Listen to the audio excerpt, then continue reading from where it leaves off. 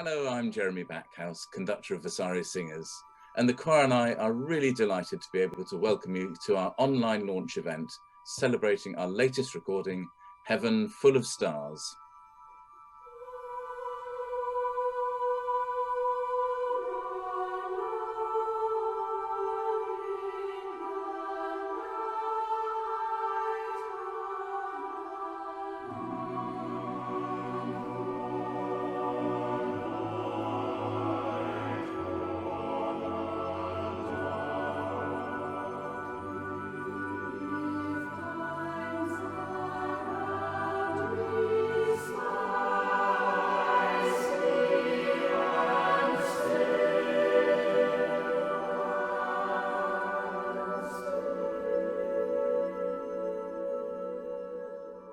Under normal circumstances, we would be doing this event at a live concert where we would have sung some of our favourite tracks from the recording. You could have read all about it in the programme and you would have had a chance to buy our CD and perhaps even had a glass of wine with us. But through the magic of the internet, we're going to recreate all of that in this half-hour broadcast. But I'm afraid you're going to have to provide your own wine. We're not that clever.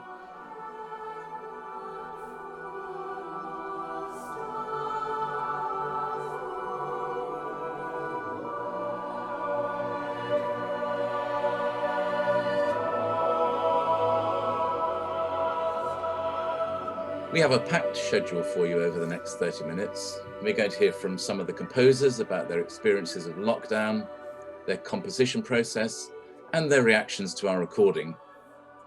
Martin Ford, our virtuosic organist, will talk about his major contribution, including the secrets of adding the twinkles and shimmers to the music. And some of the choir members will join us to talk about their favourite bits. We even have a quick tour of Latvia coming up. We also, most importantly, want to thank all of you who helped the recording come about in the first place. So sit tight and we hope you enjoy this virtual Vasari extravaganza.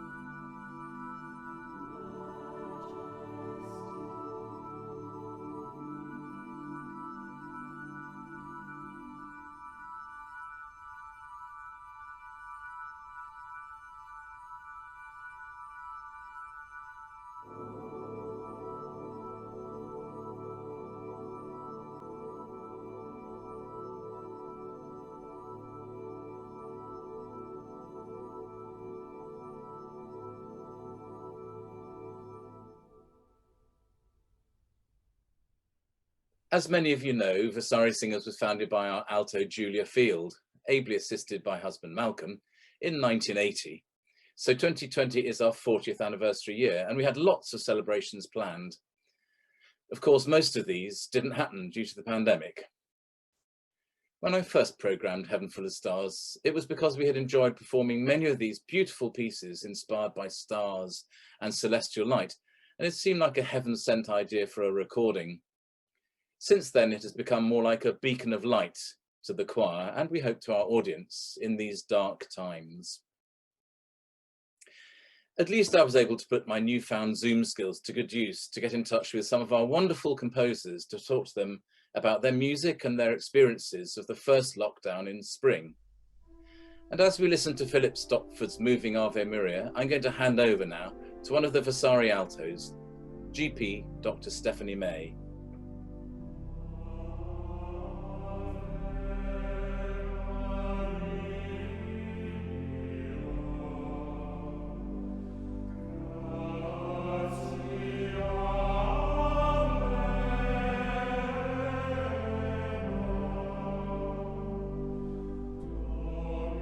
lockdown began in March, we were all focused on the virus, people were becoming seriously unwell, and we were looking at those terrible, tragic daily figures.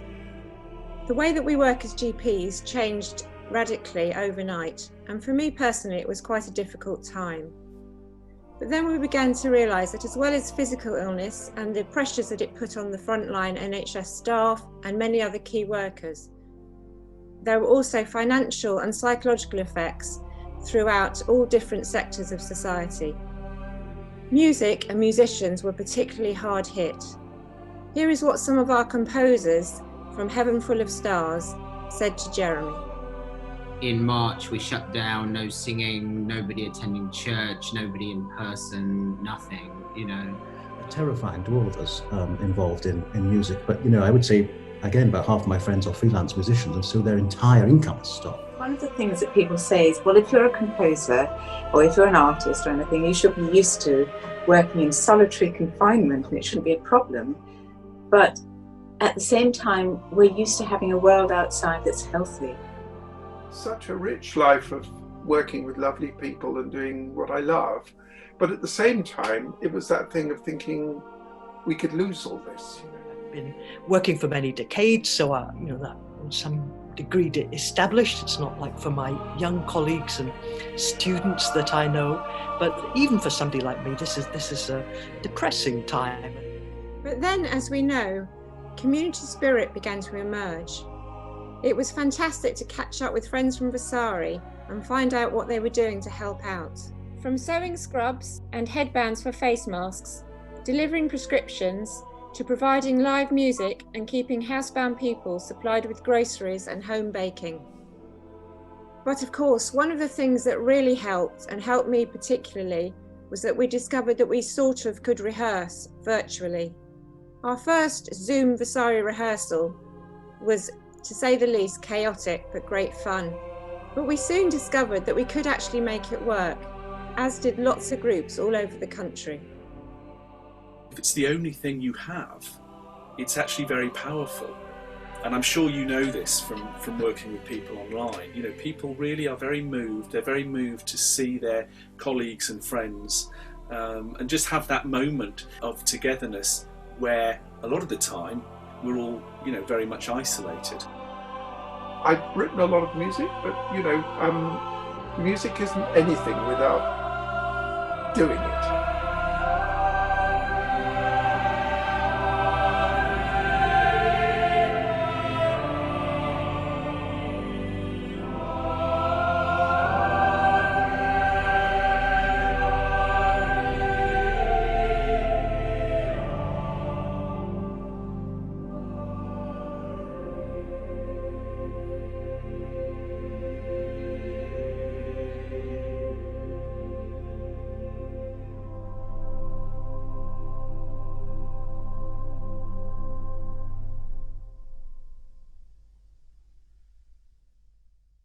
It really was an unexpected silver lining of the current situation to be able to speak to the composers on Zoom over the last few weeks.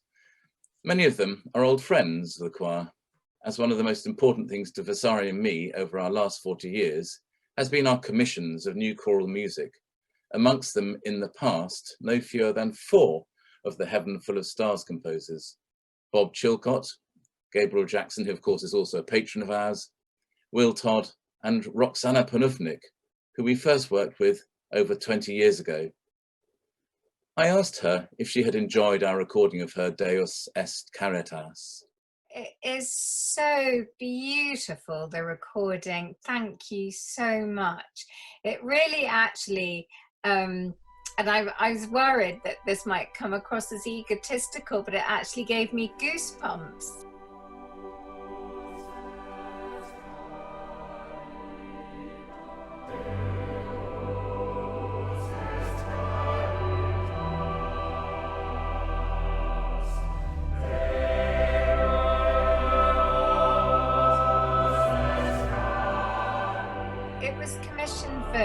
Peterborough Cathedral Choir by one of its lay vicars whose parents had died recently, and he wanted to commission something in their memory.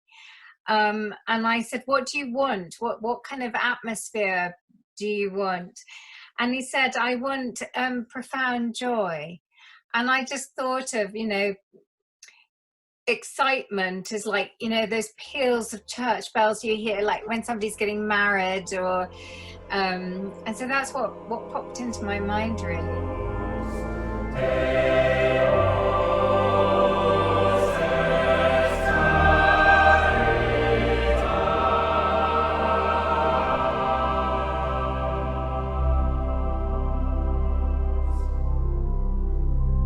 Profound joy in Roxana's Deus es Caritas, as expressed by the choir and, of course, the organ accompaniment.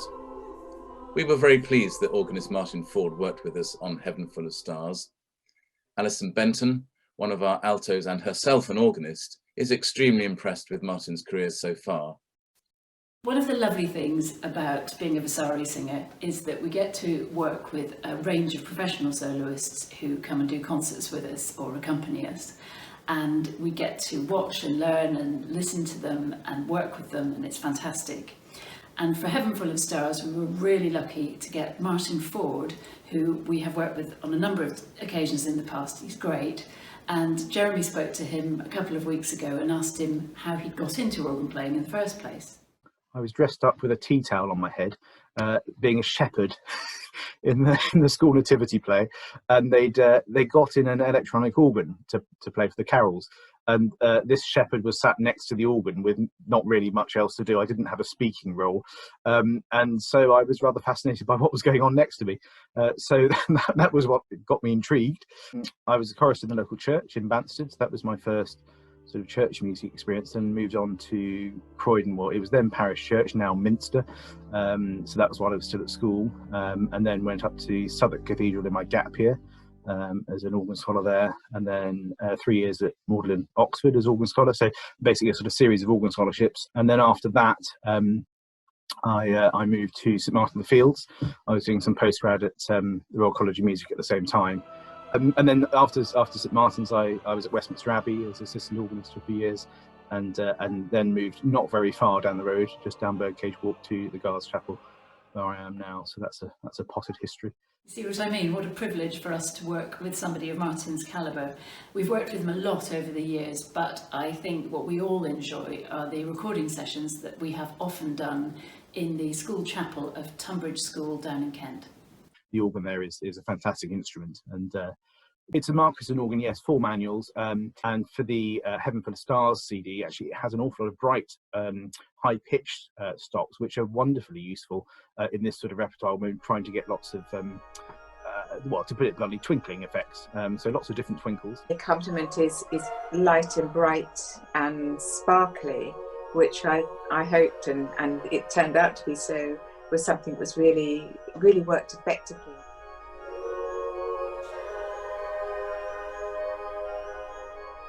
I also think the organist has done a fantastic job of finding fantastic contrasting textures which this poem needs.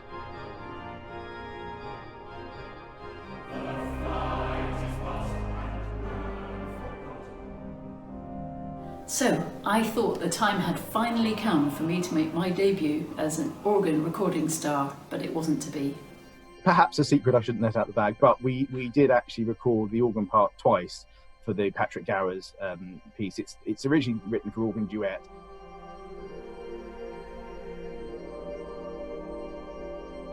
It gets pretty cosy if you're playing that as an organ duet, and the exact sound we wanted for the second part, if you like, which is perhaps the twinkle effect is the best way to put it, that goes more or less throughout the piece. To get the best sound for that required rather too much joining of limbs in the process, so we opted to record that separately, so we adhered to social distancing at all times.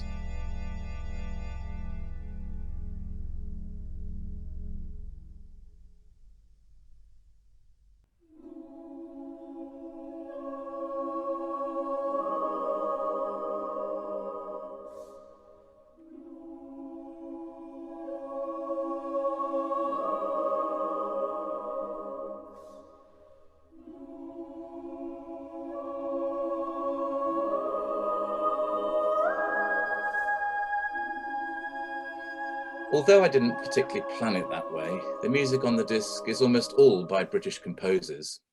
However, as well as renowned American composer Eric Whittaker and his beautiful Lux Arumque, we do have 3 pieces from Latvia, which reflect a great interest of Vasari's. We had a very enjoyable tour to the Baltic States in 2014, and our patron composer Gabriel Jackson has a strong connection with Latvia, and very fortunately for us, introduced us to our bass Imants Auziņš, who's now going to tell us a little bit more about the country and its rich choral heritage. I was born in Latvia, and I was just 3 years old when the country regained its independence from the Soviet Union in 1991 through a singing revolution.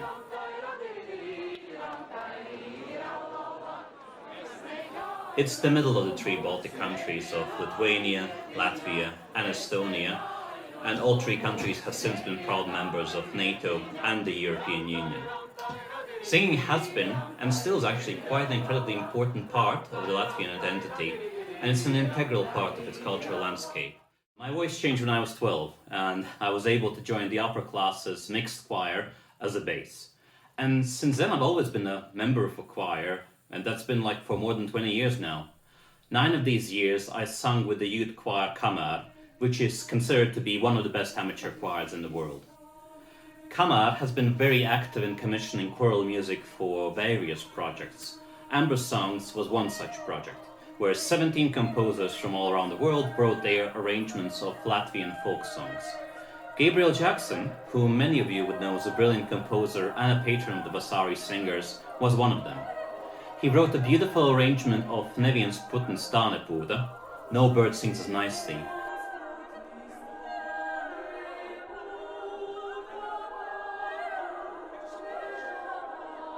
Gabriel has a long-standing relationship with Latvia and is very familiar with Latvians and our tradition of choral music. And here's Gabriel talking to Jeremy on how important he finds the exchange of music between Latvia and the UK. You go to other countries, as you know, and that would be one. Of course, their centre of gravity in terms of what their repertoire, where they kind of exist on a repertoire sound, is obviously different from ours, and there's no reason why they should know a lot of English music, but they don't. And so I think that'll be really nice to kind of to bring that repertoire to them in the same way that actually what you've been doing more recently, kind of bringing some Latin repertoire to English audiences. And I think that's really good. 2 composers that have really caught the British imagination in particular include Richards Dubra and Erik Sessionvalds.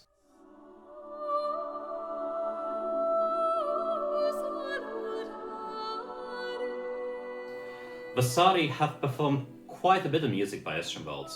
I was pleasantly surprised to find his O Solitaris Hostia in my music folder during one of my first rehearsals with the Vasari 5 years ago.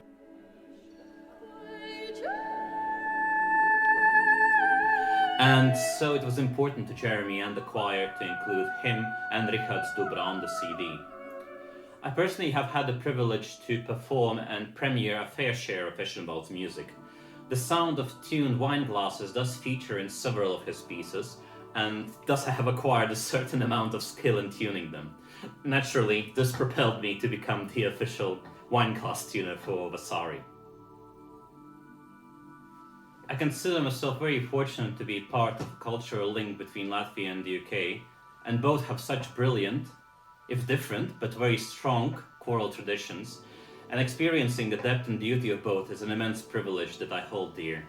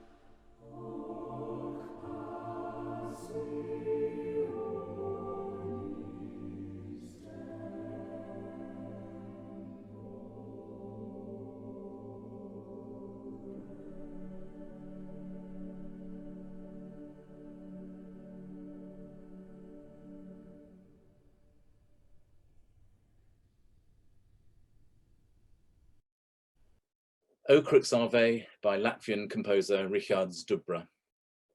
One of the shortest pieces on the disc and absolutely one of our favourites.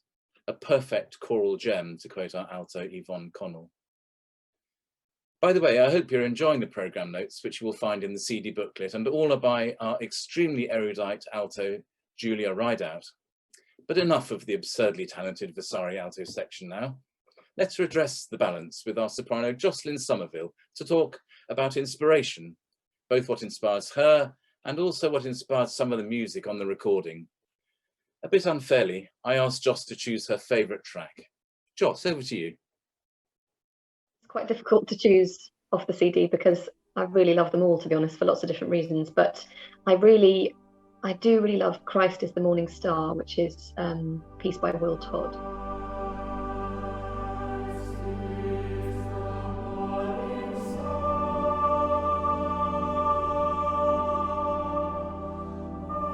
Inspired by Durham Cathedral, unbelievable building, to write two of his pieces. Christus es Stella is the Latin version, which Vasari recorded along with his Mass in Blue a few years ago, which was amazing. And then the English version, which we really loved singing on Heaven Full of Stars.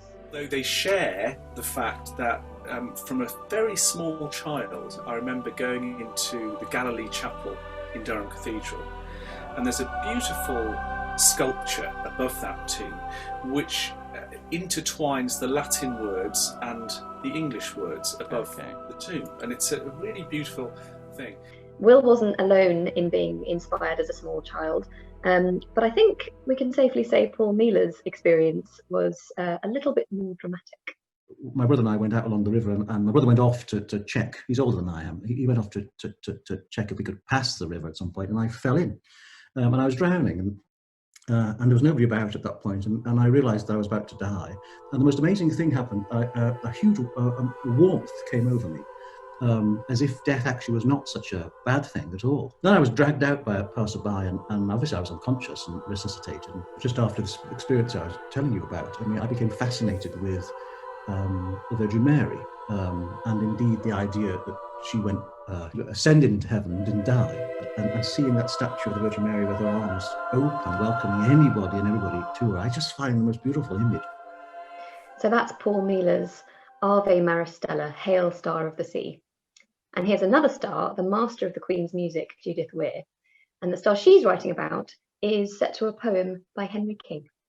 This is a poem about life and death. It starts off with a list of the beautiful things that there are in the universe, and the first thing, like to the falling of a star. But then it's pointed out by the poet that they're all things in decline, falling down towards the earth, which is what we will do as human beings when we die.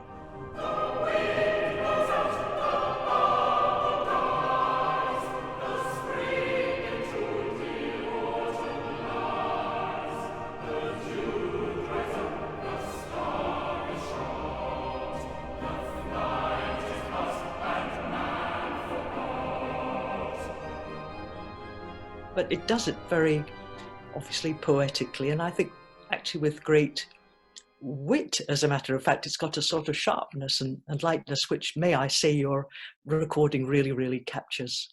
Well, that was quite a compliment from Judith Weir, so thank you, we will take that. But here is my favourite compliment from our patron, who is also quite a legend.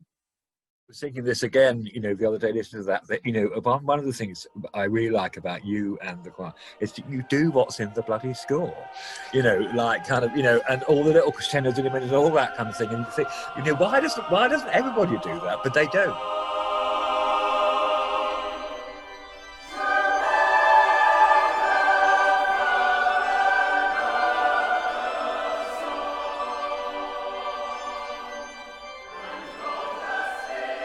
Thank you, Joss, and thanks too to Gabriel, I think. But really the heartiest thanks are reserved for our generous crowdfunder donors. Here's Vasari Chair Alex Braum. Doing recordings has always been a major part of Vasari's activities over the last 40 years. Not only are recording weekends great fun, but it's also a wonderful opportunity for us to share with others the music that we really love, and to have tracks that we can share on social media and on the radio. In the early years, financing recordings was slightly less challenging than it is today. But nowadays, it is a major undertaking to do a recording.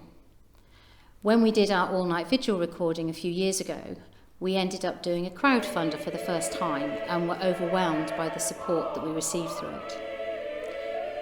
Now, in 2020, we wanted to release a recording for our 40th anniversary year and decided that the only way we could do so was again to do a crowdfunder appeal. We were overwhelmed again by the support that we received from the crowdfunder. And the support wasn't just the financial support, which was critical, but also the other support for the project as a whole and the support for the choir Vasari Singers. Vasari Singers is also very, very good at doing parties. And we were very much looking forward to November and the launch concert, when we would have had an opportunity to thank everybody involved, particularly those of you who supported the crowdfunder. Unfortunately, in this particular year, that hasn't been possible. So instead, we have put together this video, and I want to take this opportunity to thank all of you who supported the recording through the crowdfunder for everything that you did. Without you, it would not have been possible. So thank you so much. Well, I'm afraid that's very nearly it for this evening. And so I'd just like to tell you about the final few pieces on Heaven Full of Stars, where I couldn't resist programming a choir favourite, Bob Chilcott's Salisbury Motets. These 4 beautiful pieces come from Bob's Salisbury Vespers of 2009. I was privileged to conduct the premiere of this piece in Salisbury Cathedral, and Bob and I reminisced about this brilliant collaborative effort commissioned by many Salisbury choirs. It was a fantastic event, the Salisbury Vespers. It was really wonderful because it was an example of what singing means to people. I mean, all those people that were there. Yes, in every part of the building. When you wrote the Vespers, did you conceive of the 4 motets as being taken out as a separate group of 4? It just seemed like an idea after that. I think they worked really well, actually, as a set.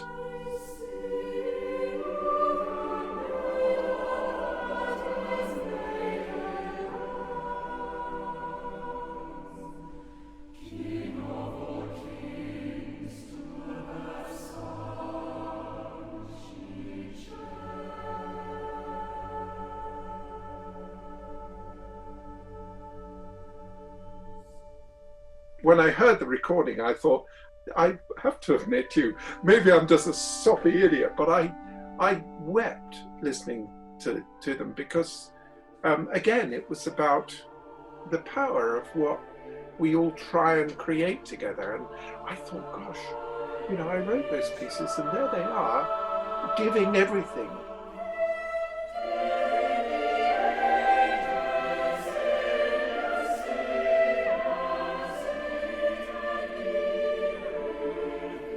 You give the music time.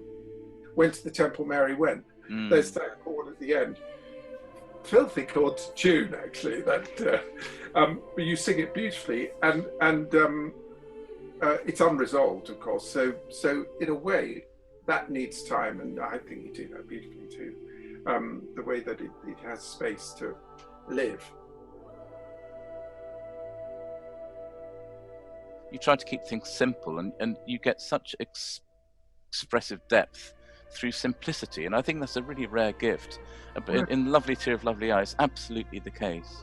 It's very difficult to sing something simple well, because there are basics about getting things in tune and getting things shaped nicely and a nice sound and all that sort of stuff.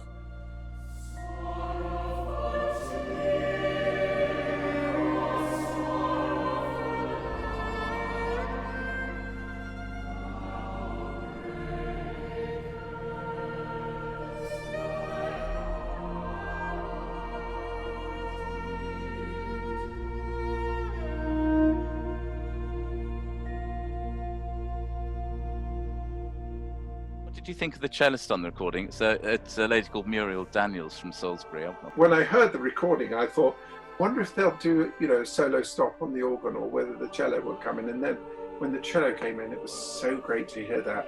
And I think the cello, actually I've always thought the cello works brilliantly with choir. And when you have the a cappella verse with the cello playing high again, quite high underneath, impassioned and slightly sort of fragile. I love it.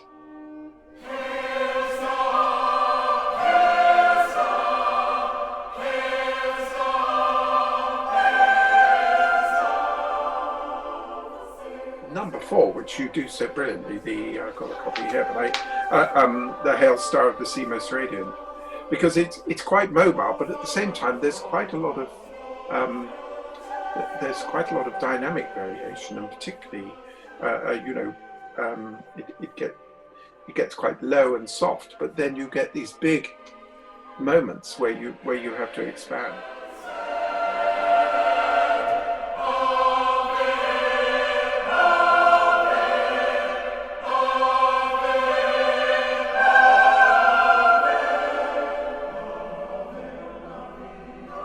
Very last phrase, I think I listened to that about 10 times. Oh, really?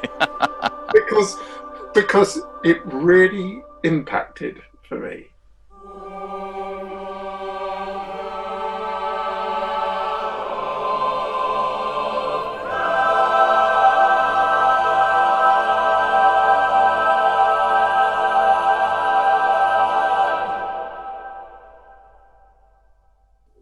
I think we enjoyed that last phrase as much as Bob did.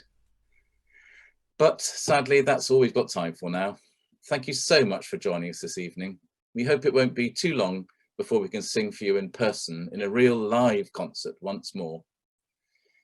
In the meantime, in the face of an ever-changing situation, we can rely on the power of music, and particularly perhaps choral singing, to keep us feeling as though we're together, even when we can't be together in person. We really enjoyed recording, singing and telling you about Heaven Full of Stars, and we hope you did too.